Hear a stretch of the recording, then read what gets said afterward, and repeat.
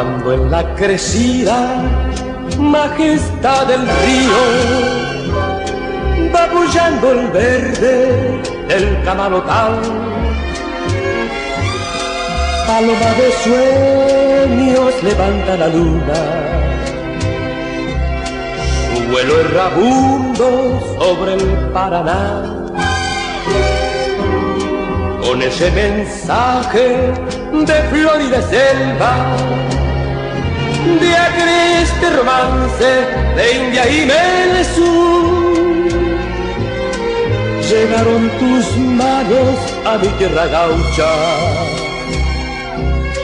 tejiendo armonías con mi Taguazú. Acunando un sueño, se nos va la vida y el viajero parte para no volver. Hoy el arpa india se quedó dormida como una guarania que no pudo ser.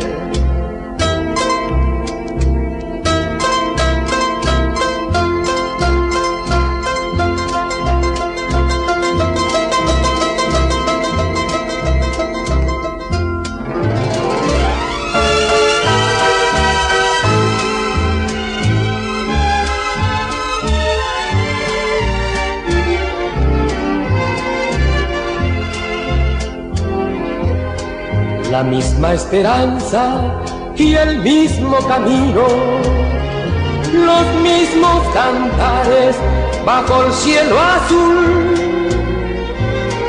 Por eso te canto con voz de guarania, por la vidalita que cantaste tú.